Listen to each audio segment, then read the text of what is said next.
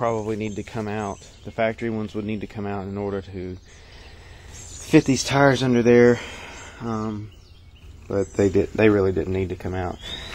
You can almost see right here how that wheelwood caliper is under the frame rail partially. So that frame rail needs to be shaved down about 1 inch, and that'll allow me to also run a more deeper backspaced wheel, which I can get some cheaper wheels with a deeper backspace and put my race tires on those, and then just have street tires on these nicer wheels. Here I carry all my tools. I got 2 toolboxes. One has more specialty tools, carburetor parts, electrical parts, things of that nature, all my AN wrenches. The other one's my generic toolbox. And there is my 5-gallon drum of transmission fluid, which there's been a lot of debate about whether or not it can be used, and I'm here showing you guys somebody that uses it. This is the John Deere High Guard fluid. Works great. Holds the transmission on the line lock like nothing else. Shifts hard. It's a good deal. I do also carry a chain with me to the racetrack, or anywhere I go really, just in case I get stuck. While it's at the house before a race, I'll turn the charger on. There is a slight voltage drop on this truck somewhere that I have yet to find. Being in college and working full time, it's not really something that's on my priority list, I guess. This will give you an idea of the downpipe routing. Yes, it does have fender wells, but you can see that the downpipe is visible behind the tire. And yes, the tire has rubbed it a couple of times, but it's really not that big a deal. But this is the downpipe routing under the truck, and it dumps right here behind just right at the cab. It does resonate quite a bit with the bullet muffler in there. It's 4 inches all the way back, but it's not as bad as you may think. You can kind of get used to it. As far as suspension goes, the front suspension uses QA1 bolt-in coilovers, and they're single adjustable. The rear uses Caltrac bars, Caltrac monoleafs. You can see my 1-inch block on there. It also uses the single adjustable Rancho shocks and has a fabricated 9-inch housing in it. For transmission, I'm using the Turbo 400 with a, like I said before, it's got a trans brake, manual valve body, all that good stuff. I guess now the only thing left is to let you guys listen to the truck. Now, this is a cold start up first thing in the morning, so that'll give you an idea of how easily or not easy this thing is to start up. I'll get this camera to sit straight.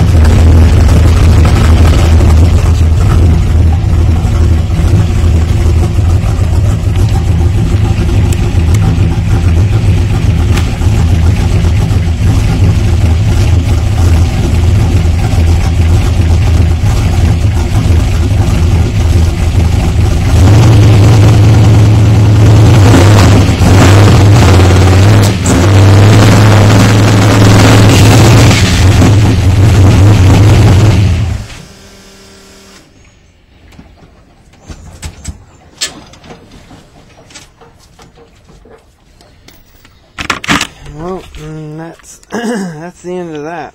So it's a blow through S10. It's working great now. There is no lag getting it up on the trans brake. It just goes right to it. Oh, I forgot to mention, as far as a filter goes for this turbo, because there's no room between the turbo and the headlight down there, I run a aluminum mesh screen, which does have some play in it, and I'll be changing that one out for a new one here shortly. So it's turbo S10, running good. Next things for this truck are to add water injection to it. This will be my water injection filler neck right there, and I've got a water injection kit from Alcohol Injection Systems. It should be a pretty good kit. Rodney set me up good for it. Should be a kit good to help this truck make about 800 or so horse. Right now, with no intercooler, I'm running about 13 pounds of boost. I have not made any adjustments as far as putting a boost controller on it, which I do have one. It's just a manual boost controller.